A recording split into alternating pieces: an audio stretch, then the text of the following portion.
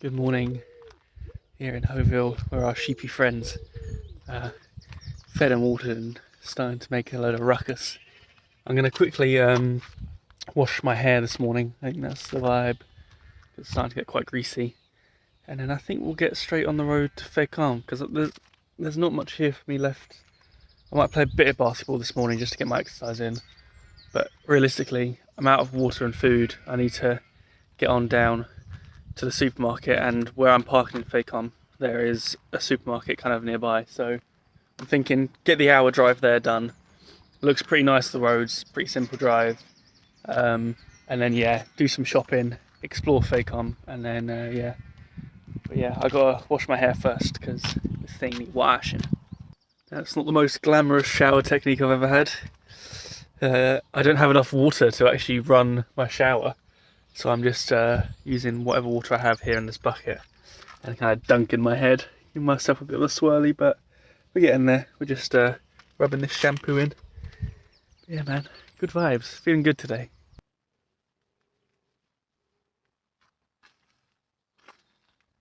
Tell you what, that feels good.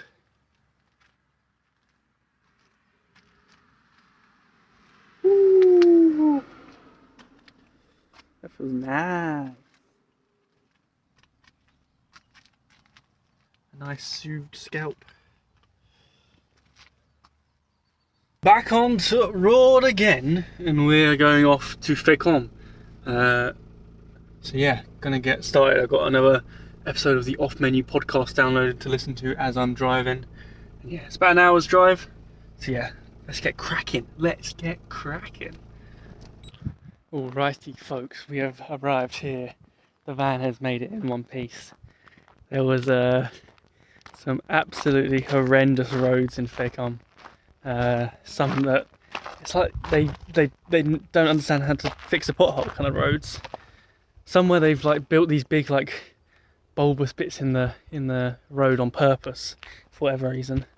But we're here in this little, pretty big car park here, which is essentially like up on top of the cliffs. You can see behind me here, there's a giant wind farm up here.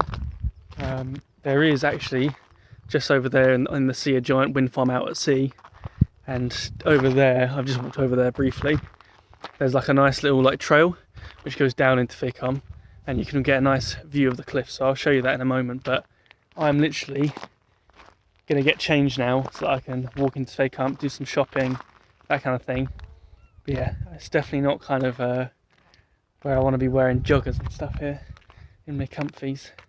It's pretty cool up here. Okay, we've charged up. We've had a little munch, finished off the last of our bread. I'm gonna walk down to the Carrefour, which is about 25 minutes down this little trail. I'm gonna shop, come back, drop everything off, unpack, see how the rain is, because it's starting to rain now.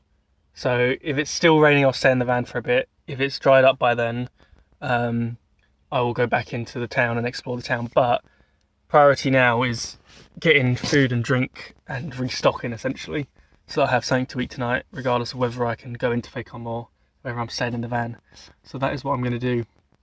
I haven't brought any waterproof trousers or shoes. It's going to be interesting. Probably going to end up with wet feet, but hey ho. I've got a jacket to keep the top half of me wet, so Try and show you quickly what this landscape is like. So there's this building over here. I'll have to look into what that is. But over here, you probably can't quite see it, but there is some windmills off in the sea there. There's a wind farm. And just over this little hill is these ginormous Dover looking cliffs. Well, it turns out I'm on the wrong footpath. I need to be over there somewhere. But look at this for a view.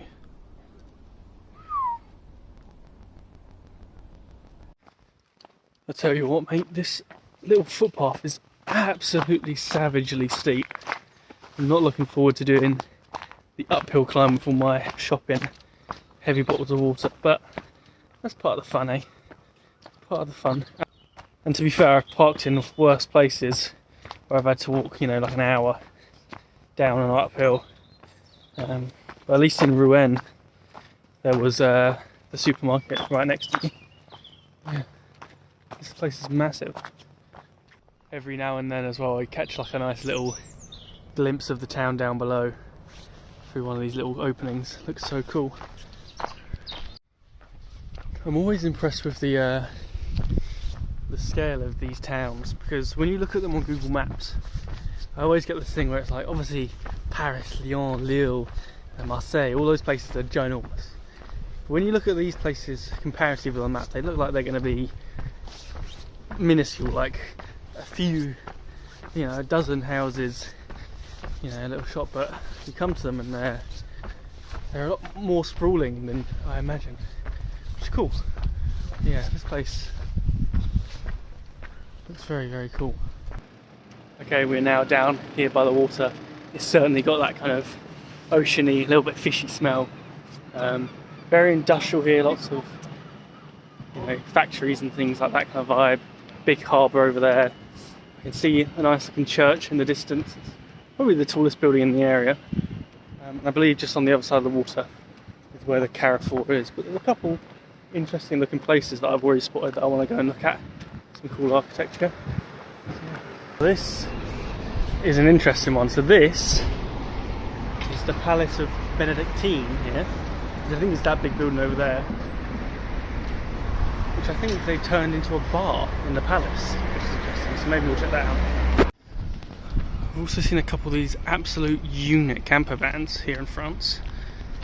I have no idea how you get one of those. I'd love to know what company makes those. And that's another thing I might have already mentioned before. I've always wanted to do sailing. I'd love to get on a catamaran. Obviously not on my own, and obviously I can't buy a boat, but like if I could just join a pre-existing crew for like a week, just to experience it, learn how to tie the sails, you know, that kind of thing. 20 minutes down and we're up at that building up there. That's where we're parked, so not a bad little walk at all. You've even got ready-made croque monsieurs here. I have had to stop to take off my jacket because although it's drizzling a little bit, it's just too hot to walk in this jacket. Even though it's breathable, my t-shirt underneath is not, and that's counteracting it, keeping me very warm. Wasn't a big Carrefour. I thought it was going to be bigger. So I'll admit I've done quite an English shop. But I bought things that I fancied. I couldn't help it. I did stay away from biscuits, sweets, chocolates, things like that. So that was all avoided. The one thing I treated myself to was a nice can of 7-Up cherry, because if you know 7-Up cherry, you know it bangs. And it was just looking so tempting in the fridge. So yeah, we've got this big uphill walk now, which, yeah, it's going to be a bit of a challenge, that's for sure. But hey, now that I've got my jacket off, it'll be a bit better. I've just walked all the way up. I'm sweating like a mofo. I've dropped my bloody t-shirt somewhere, so I'm retracing my steps to look for it. What a ball ache. Oh, I have no idea how far back I've dropped this t-shirt. Someone might pick it up. Mate, I literally sat down on the edge of my van, took the bags off, breathed, and I was like, started unpacking. Not even unpacking, I was just taking off my bum bag, which had my coat in it, and also the t-shirt. And now I've got to go all the way back. I hope it's not, it's going to be down the hill, isn't it? Okay, luckily it's only like 10 seconds down the hill.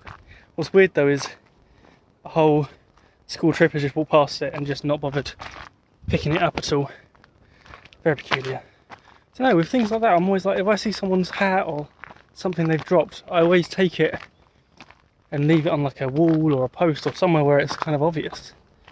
But I can't complain too much, because I mean, look at that view. I'm back.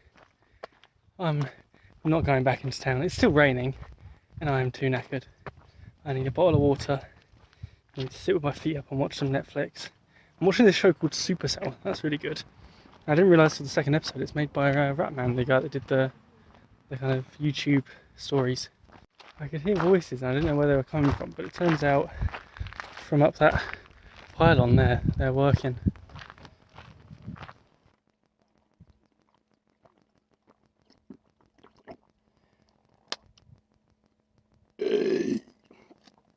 than me.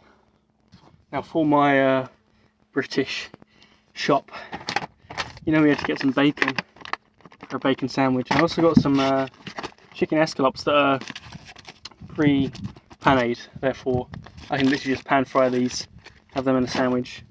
Did get some bananas, still have all the salad in the fridge for health, so I'm thinking maybe actually I do like a chicken cutlet on like a salad kind of thing. Obviously still a bacon sandwich with some ketchup. Got myself washing up liquid, almond scented washing up liquid. Smells very nice. And yeah, that sweet 7-Up cherry. It's gonna be a lifesaver. Look at the absolute Physosaurus Rex on that bad boy.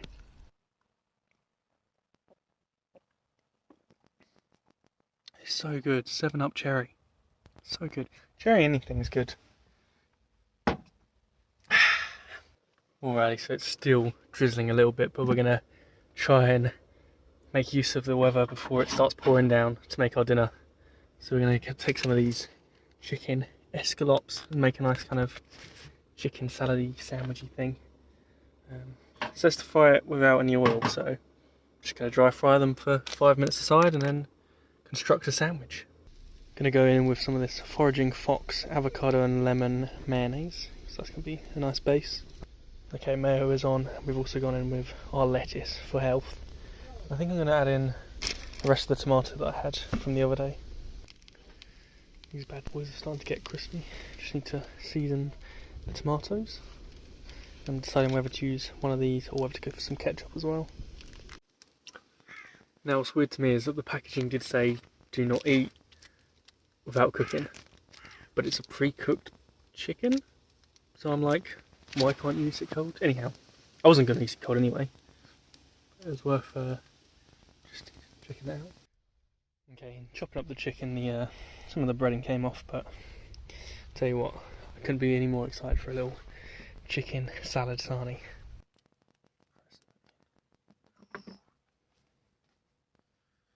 There's nothing.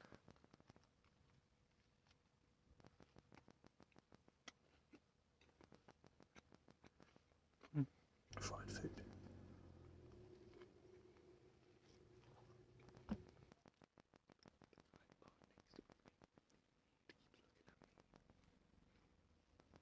Alright, about an hour or so has passed since I had my dinner.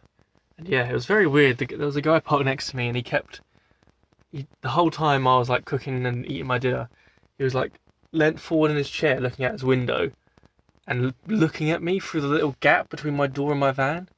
And we kept like locking eyes and he wouldn't stop looking at me.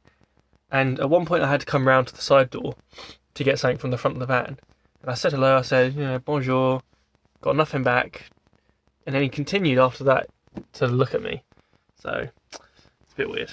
Just a bit weird. Like, I didn't feel like scared or threatened or it was just a bit weird. It's like, all right, mate, can I help you? I'm sure he was just interested in what I was doing. Like, oh, this guy's like cooking out the back of his van or whatever. But yeah, or maybe it was because I was talking to myself at the start when I was filming. But yeah, I don't know. He seemed to have a very weird interest in me, and it was weird. Him and his partner just sat there at the top of this cliff, vaping in the car. Like half an hour, did nothing else, just sat there and vaped and then left. But hey ho, back in the van now. Gonna go back to watching some Supercell because I've got another 2 episodes downloaded. And then yeah, I haven't actually cracked out the guitar yet today, so then I think I'm gonna round up the evening with a little bit of guitar. So yeah,